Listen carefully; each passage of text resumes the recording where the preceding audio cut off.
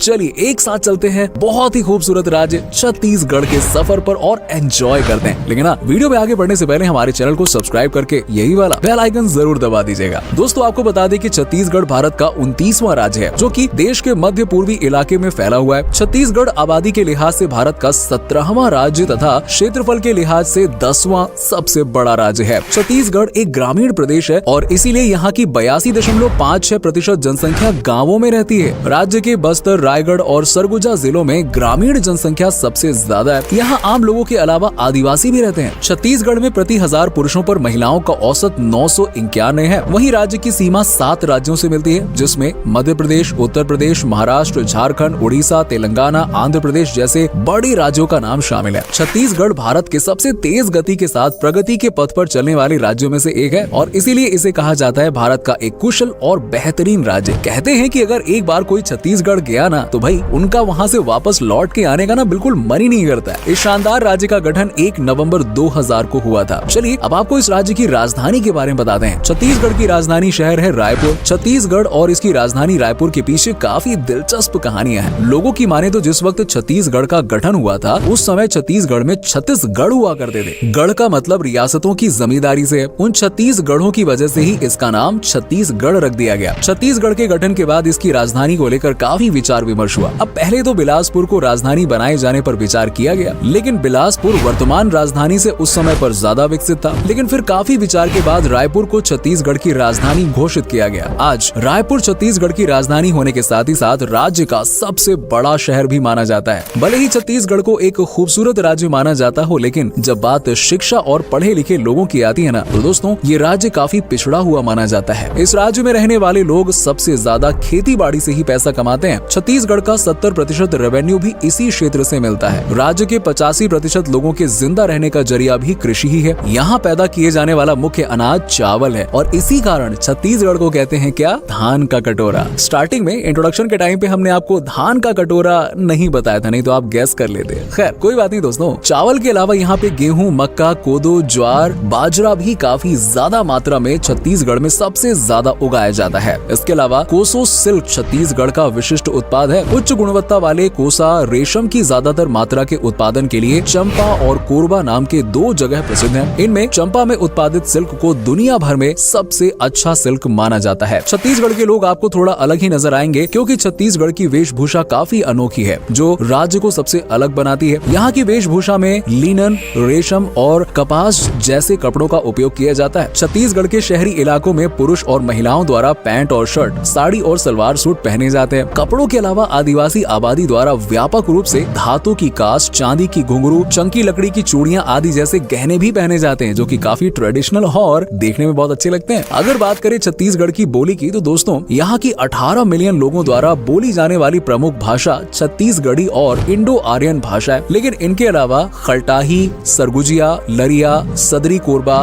बैगानी, कलंगा, भूलिया और बस्तरी जैसी भाषाओं का भी इस्तेमाल किया जाता है। वहीं अगर हम छत्तीसगढ़ के धर्म की बात करें तो 2011 की जनगणना के अनुसार छत्तीसगढ़ में 93.25% हिंदू, 2.02% मुस्लिम, 1.92% ईसाई और 0.27% सिख धर्म के लोग निवास करते हैं। छत्तीसगढ़ राज्य में हिंदू संस्कृति की काफी ज्यादा मान्यता है और यहाँ कई ऐसी चीजें मौजूद है ना जो आपको अपनी लाइफ में और कहीं देखने को मिल ही नहीं सकती है। शायद ही आप लोगों को इस बात की जानकारी हो कि छत्तीसगढ़ से भगवान श्री राम का काफी करीब का नाता रहा है। दरअसल माता कौशल्या खुद छत्तीसगढ़ की राजकुमारी थी। वहीं भगवान राम ने भी अपने वनवास के दौरान काफी वक्त छत्तीसगढ़ में गुजारा था। आज भी छत्तीसगढ़ में पौराणिक, धार्मिक और ऐतिहासिक मान्यताओं के आधार पर कई ऐसे स्थान हैं जिन्हें देखने के बाद इस बात का साफ अंदाजा लगाया जा सकता है कि छत्तीसगढ़ में भगवान राम का आगमन हुआ था। अगर आप रामायण पढ़ चुके हैं तो एक बार छत्तीसगढ़ ना जरूर जाइएगा। यहाँ आकर ना आपको एक अलग ही अनुभव मिलेगा, रियलाइज होगा, आपको फील होगा कि वाकई में यार ये जगह ना श्री राम जी के काफी करीब है। वैसे दोस्तों छत्तीसगढ़ में कई ऐसी चीजें हैं जो बाकी राज्यों से सबसे ज्यादा अलग हैं, लेकिन यहाँ की मोटरसाइकिल एम्बुलेंस भी क्या ही कहें यार, इसका कोई जवाब ही नहीं है। छत्तीसगढ़ के गांवों के इलाकों में भी रहने वाली महिलाओं की हेल्थ को ठीक करने के लिए यहाँ की सरकार ने मोटरसाइकिल एम्बुलेंस सेवा चालू की है। ये अनोखी एम्बुलेंस गर्भवती महिलाओं के लिए बनाई गई थी। इस मोटरसाइकिल एम्बुलेंस में महिलाओं के लिए अलग से एक छोटे से केबिन की व्यवस्था है। ये एम्बुलेंस इसलिए भी खास मानी जाती है क्योंकि ये सुविधा उन लोगों के घरों तक पहुँचती है जहाँ 4 टायर वाली गाड़ियों का जाना काफी मुश्किल हो जाता है। दोस्तों छत्तीसगढ़ के शिमला कहे जाने वाले मैन पार्ट में ऐसी जमीन है ना जो बिना किसी भूकंप के हिलती रहती है। जी हाँ, यहाँ के जलजली नदी के इलाके में पैर रखते ही धरती जैसे धंसती सी जाती है और गेंद की तरह वापस ऊपर आ जाती है। इंटरेस्टिंग है ना। यहाँ जमीन ऐसी है दोस्तों की लोग उछलते हैं तो स्पंज की तरह हिलती है और कुदरत के इस गजब के खेल को देखने के लिए बहुत से सैलानी जाते हैं और कुछ देर तक बच्चों की तरह उछल कूद करते हुए खेलते रहते हैं, मजे लेते हैं। वहीं अगर कल्चर की बात करें तो छत्तीसगढ़ में 35 से भी ज्यादा जनजातियों का समूह रहता है, इसीलिए इस राज्य का कल्चर आपको सबसे अलग ही देखने को मिलेगा। छत्तीसगढ़ की प्रमुख जनजाति गोंडा है। यहाँ रहने वाली जनजातियों की प्रमुख परंपराओं में घोटुल सबसे अलग परंपरा है। घोटुल एक प्रकार का बैचलर्स डोरमेट्री होता है जहाँ सभी आदिवासी लड़के लड़कियाँ रात में एक साथ रहते हैं। गाँव के सभी कुंवारे लड़के लड़कियाँ शाम होने पर गाँव के घोटुल घर में आ जाते हैं। घोटुल में आने वाले लड़के लड़कियों को अपना जीवन साथी चुनने की छूट होती है। ये छत्तीसगढ़ के बस्तर जिले और साउथ के कुछ इलाकों में खास तौर पर मनाया जाता है। घोटुल देश के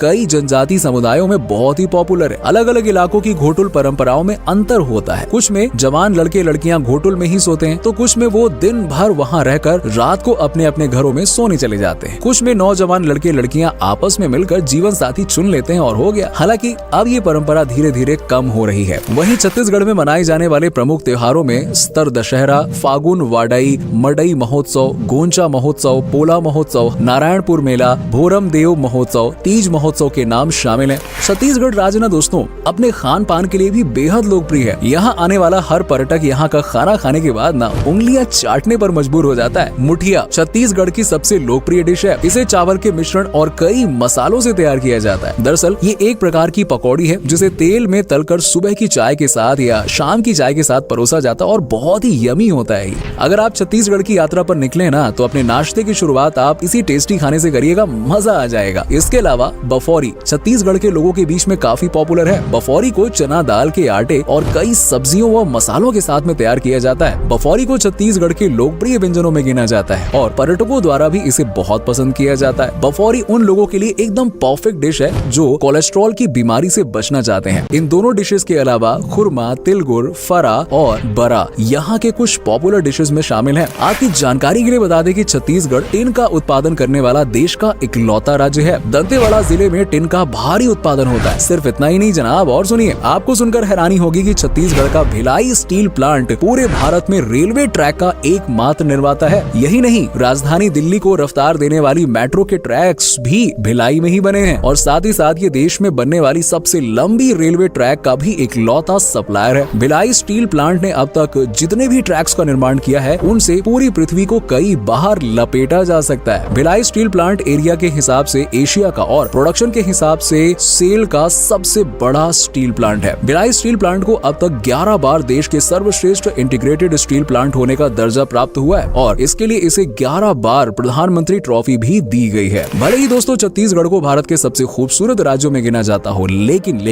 एक सच्चाई ये भी है कि इस राज्य में कम ही लोग यहाँ घूमने आते हैं। दरअसल इस राज्य में कई ऐसी जगह है जो नक्सलवादियों का गढ़ मानी जाती है। यहाँ के दंतेवाड़ा, सुकमा और बीजापुर जैसी जगहों पर आतंकी हमले होना बहुत ही आम बात हो जाती है। यहाँ नक्सली खुलेआम अपनी ट्रेनिंग लेते हैं और भारतीय जवानों पर हमला करते हैं। इन जगहों पर आने वाले आम लोगों पर भी कब हमला हो जाए कोई ठिकाना नहीं होता है। अगर आप जाएं तो यहाँ बच के रहिएगा। वैसे दोस्तों छत्तीसगढ़ में देखने के लिए काफी कुछ है, लेकिन जब बात चित्रकूट वाटरफॉल की आती है ना तो सब कुछ पीछे रह जाता है। अब ये वाटरफॉल है ही इतना खूबसूरत और लोकप्रिय कि इसे भारत के नाइग्रा फॉल्स के रूप में जाना जाता है। छत्तीसगढ़ कई बड़े और प्रमुख तीर्थ स्थलों का घर है। यहाँ कई ऐसे प्राचीन मंदिर हैं जिनके लिए दूसरे राज्यों के लोग खास तौर पर यहाँ आते हैं। डोंगरगढ़ को छत्तीसगढ़ का शीर्ष तीर्थ स्थल माना जाता है और ये एक सबसे हॉटस्पॉट टूरिस्ट प्लेसेस में से एक माना जाता है। माँ बम्बलेश्वरी के नाम से ये बहुत ही प्रसिद्ध मंदिर है जो लगभग 1600 फीट की ऊंचाई पर स्थित है। अगर आप छत्तीसगढ़ जाने के बारे में सोच रहे हैं ना दोस्तों, तो यहाँ जाना सबसे ज्यादा आसान है। आप किसी भी राज्य से छत्तीसगढ़ आसानी से पहुँच सकते हैं, जबकि छत्तीसगढ़ की राजधानी रायपुर राज्य का एकमात्र स्थान है जो नियमित उड़ानों द्वारा नई दिल्ली, मुंबई, कोलकाता और नागपुर से जुड़ा हुआ है। अगर आप सड़क या ट्रेन के जरिए सफर करना चाहते हैं तो दोस्तों छत्तीसगढ़ जाना आपके लिए बहुत ही आसान और मजेदार होगा। तो दोस्तों ये था भारत के एक बहुत ही शानदार और खूबसूरत राज्य छत्तीसगढ़ का सफर। उम्मीद करते हैं कि आपको हमारा ये एपिसोड पसंद आया होगा। आप में से अगर कोई छत्तीसगढ़ से है तो यार हमें कमेंट करके जरूर बताना और हमें नीचे कमेंट करके बताइए कि आपको छत्तीसगढ़ की कौन कौन सी बातें सबसे अच्छी लगी। वैसे क्या कभी आप गए हैं छत्तीसगढ़, और गए हैं तो आपका एक्सपीरियंस कैसा रहा, ये भी हमारे साथ में जरूर शेयर कीजिएगा। साथ ही साथ वीडियो को अपने दोस्तों और रिश्तेदारों के साथ में शेयर करना बिल्कुल मत भूलिएगा। हमारे चैनल को अभी सब्सक्राइब कर लीजिए। वीडियो को एंड तक देखने के लिए आप सभी दर्शकों का शुक्रिया। आपसे फिर मुलाकात होगी एक और नए वीडियो के साथ।